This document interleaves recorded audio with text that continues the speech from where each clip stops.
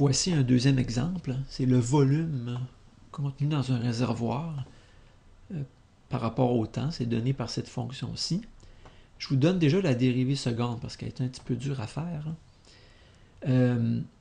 Alors ici, je ne vous demande pas d'analyser au complet donc le volume de liquide donc, qui rentre dans le réservoir, quand est-ce que le volume augmente, quand est-ce qu'il diminue, est-ce qu'il augmente vite ou pas trop vite, ou est-ce qu'il diminue rapidement, pas rapidement. Je ne vous demande pas tout ça, je vous demande à des moments bien précis. Donc on n'aura pas à tout faire le traitement de l'exemple 1. On va juste devoir analyser les signes de la dérivée et de la dérivée seconde à ces moments-là. Donc, c'est ce que je vous demande en A, c'est déterminer pour chacun de ces moments-là si le volume augmente ou diminue, et à ces moments précis-là, pas à des intervalles, là, au moment précis. Puis si le volume augmente, si jamais il augmente, est-ce qu'il augmente de plus en plus vite ou de plus en plus lentement? Puis si jamais le volume dans le réservoir diminue, est-ce que c'est de plus en plus vite ou de plus en plus lentement? On va voir il faut qu'on analyse la dérivée seconde, les signes. Le signe de la dérivée seconde à ces moments précis-là. Puis une autre question en B, on la traitera après. On a besoin de la dérivée. Ça, le volume, c'est un quotient. Vous êtes capable de dériver un quotient. Vous pratiquerez à le faire. Ça donne ceci.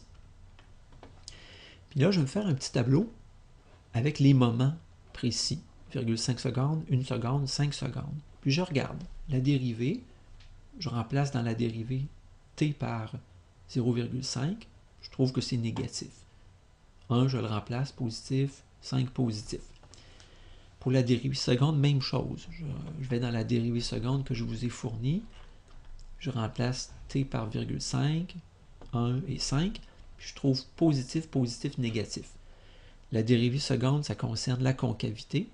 Plus, c'est vers le haut. Puis moins, c'est vers le bas. Puis je peux maintenant conclure. Si j'ai une dérivée négative, c'est que ma fonction elle diminue. Donc le volume diminue. Voyez-vous, ça c'est relié à ça. Concernant la fonction, le volume diminue.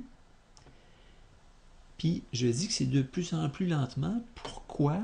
Parce que si la fonction est décroissante, elle diminue, la fonction est décroissante, avec une concavité comme ça, c'est que j'ai cette petite portion-là.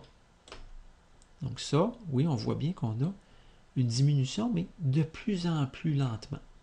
Donc le volume diminue de plus en plus lentement. Ici, dérivée positive, ça veut dire une augmentation de volume. La fonction augmente.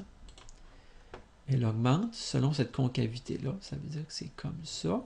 Je vais leur dessiner. Elle augmente. Donc le volume augmente de plus en plus vite. On le voit bien. Ici, un raisonnement semblable.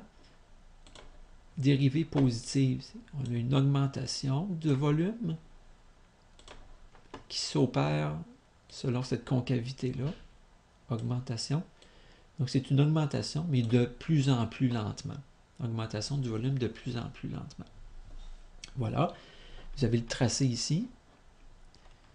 Là, je demandais une question un petit peu dure. Là. Que se passe-t-il à 53 secondes si on remplace t par 53 dans la dérivée?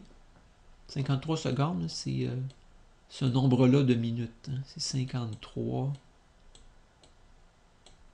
soixantièmes de minutes. Je trouve 0,883. Je vois que la dérivée, elle vaut 0. La dérivée égale 0, qu'est-ce que ça veut dire? Dans ce contexte-ci, on voit que c'est à ce moment que le volume dans le réservoir est minimal.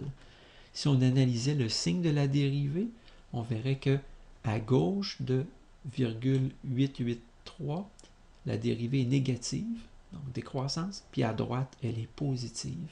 On a une croissance.